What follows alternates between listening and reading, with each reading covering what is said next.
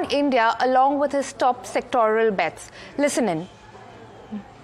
The consensus, as I was saying, has been to invest in the financials. It's the largest sector, both in terms of market cap and contribution to earnings. But I think in 2024, we could look at less loved sectors.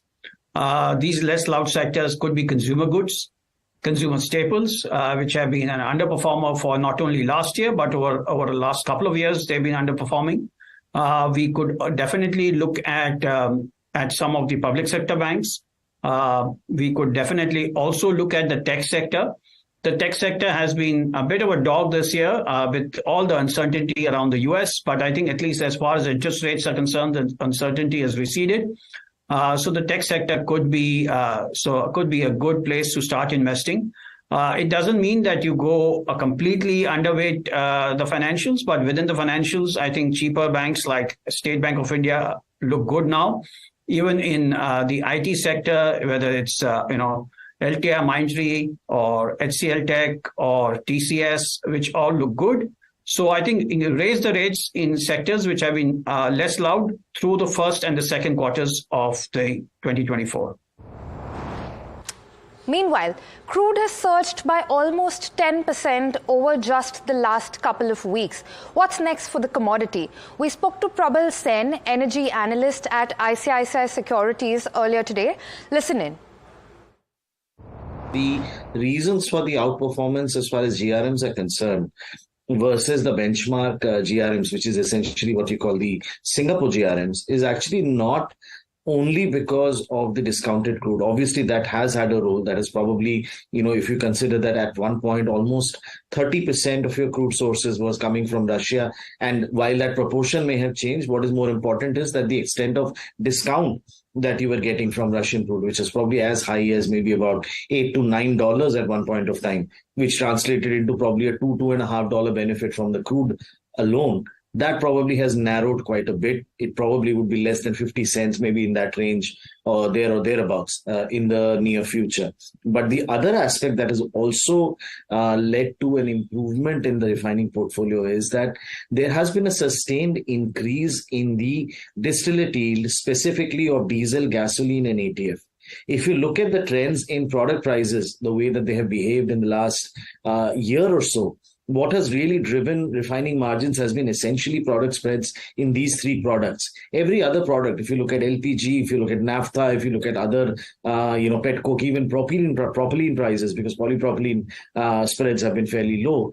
Every other product has actually, declined in terms of product spreads. What has saved Indian refiners, specifically the OMCs, is that the yield of these three products has actually gone up from maybe around 55% odd a year or 2 years ago to close to 67% today.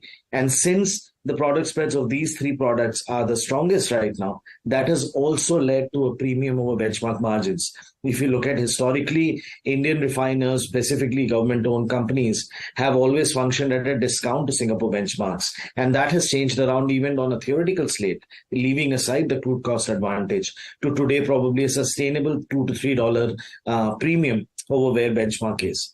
So if you put that together, I would say that yes, you may not actually see too many quarters of $15 GRMs, which we did see in over the last 12 months at certain points of time. But sustainably speaking, you also are unlikely to see the GRMs for Indian refiners and PSU refiners going below double digits. That is what the base case assumption that we are working with for all the three OMCs. Online retailer Brainbees Solutions, the parent of FirstCry, has filed for an IPO with the markets regulator. To tell us more, we have with us Rishabh Bhatnagar joining in. Hi, Rishabh. Hi, Pallavi. So what's it looking like? What's the latest on the IPO filing today? That's right. The flurry of IPOs towards the end of this year is continuing. We're seeing another new age company attempting to hit the public markets. This time it's FirstCry, which is a baby and mother-focused retailer. The IPO is said to be a combination of a fresh issue of shares as well as an offer for sale. The fresh issue would be worth around 1,800 crores, and the OFS part, the existing shareholders are selling about 5.4 crore shares. Of those existing shareholders, SoftBank is the leading shareholder. They're offloading about 2 crore shares. Apart from that, there's Mahindra and Mahindra, there's TPG Growth, there's New Quest Asia, and there's also another VC firm called Premji Invest. That those will be selling the shares in this IPO. FirstCry is also set to consider a pre-IPO placement of about 363 crores. And the funds that they'll be raising from this IPO will primarily be used to fuel their expansion in India as well as Saudi Arabia.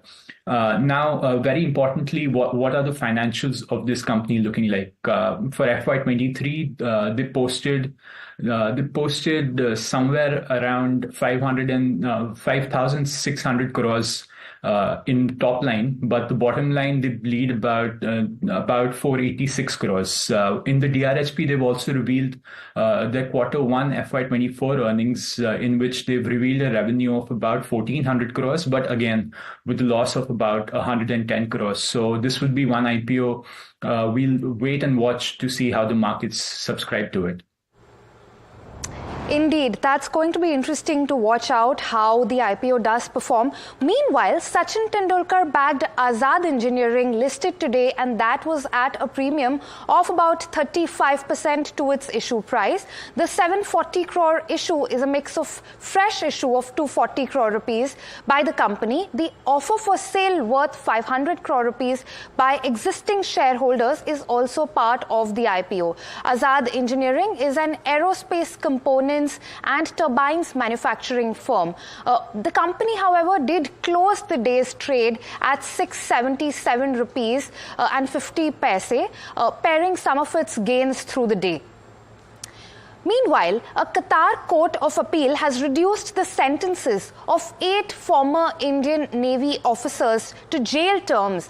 Earlier, they had been issued death sentences on charges of espionage in what has come to be called the Dehra Global case. The Indian government will continue to engage with officials from Qatar to extend legal and consular assistance to the ex-Navy men, according to a statement issued by the Ministry of External Affairs. The ministry has also stated that due to confidential and sensitive nature of the case, no further comments are going to be issued. Let's slip into a short break. Stay tuned. We'll be right back.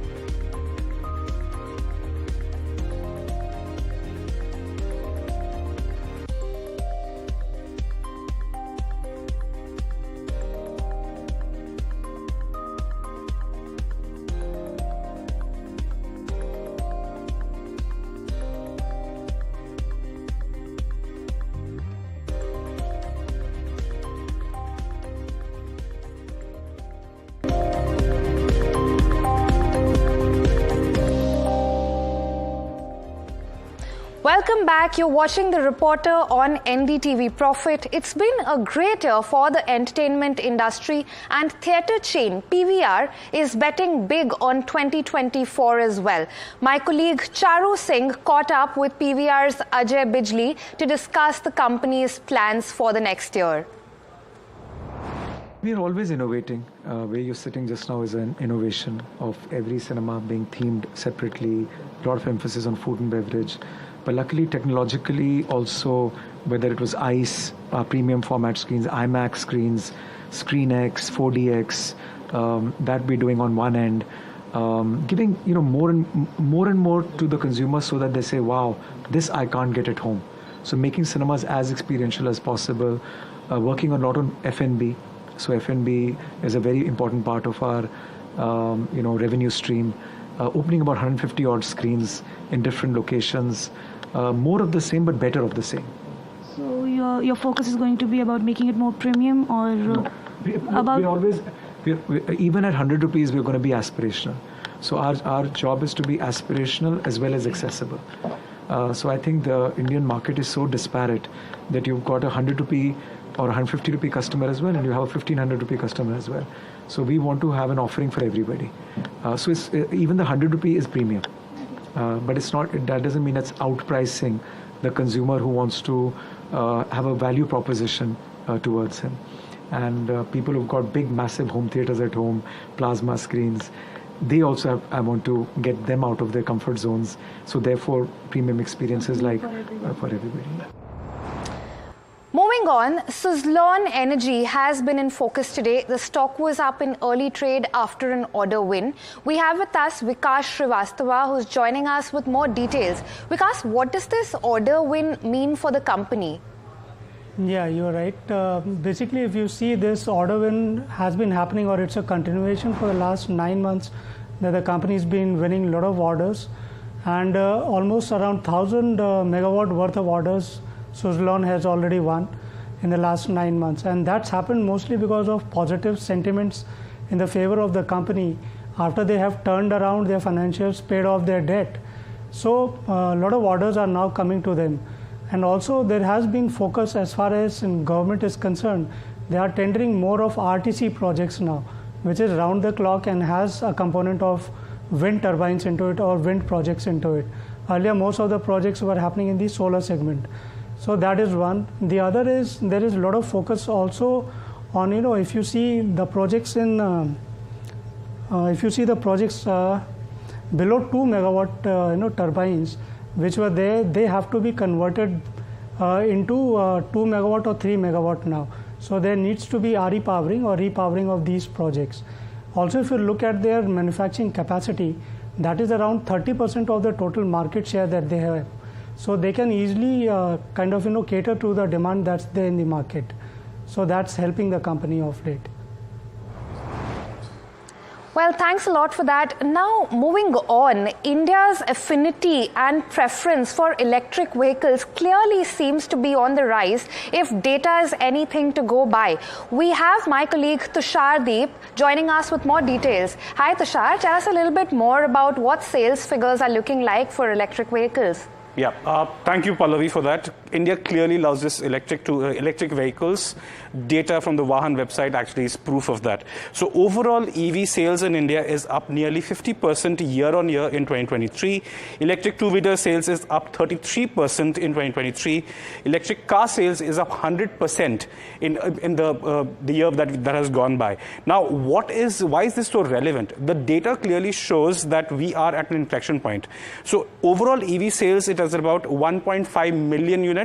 5 years ago, it was 1,66,000 units. So we see how the trajectory has gone up. Electric two-wheelers are driving this demand. We are very close to recording 1 million electric two-wheeler sales in this particular year. So what this essentially means that they're essentially more takers for electric vehicles in India. So according to ICRA, EV penetration is at an inflection point in India, which points to a large runway for growth for the company. Nearly 1 in 3 electric two-wheelers sold in India by 2030 will be electric, ICRA has said. Electric two-wheeler penetration at this point of time is about 5%. It is seen as about 10 to 12% by FY25 and about 30% by FY30. Electric car penetration is still less. It's at about less than 1% at this point of time because they are pricier. The market is smaller. But it's seen as about 4 to 6% by FY25 and about 10% odd by FY30. Now, all of this is despite the subsidy going away. So essentially, the runway is extraordinary for the coming year. Pallavi. Thanks a lot for that, Tushar. It's indeed been an interesting year for that segment, and 2024 is an year which is likely to continue to see a lot of interesting developments on that space. Now, moving on, Sula is on cloud nine after it set a tourism record during this holiday season. To tell us more about that, we have my colleague Mahima joining us. Hi, Mahima. Clearly, Sula Wines is on cloud wine. Well, the iconic wine tourism of Sula Wines sets a new record between 23rd of December to 25th of December. Over 5,000 visitors were witnessed on the gates of Sula on 24th of December. Now, this has broken the record of single-day, 2-day and 3-day high where they recorded over 12,000 customers stepping into Sula Vinyards for wine tourism in both Nasik and Bangalore. Now, this helped them record a single-day high revenue of 85 lakhs versus 83 lakhs in August 23. The total revenue clocked for 3 days amounts to approximately 2.3 crores, and over 5,300 individuals went for wine tastings versus the previous record of 4,700.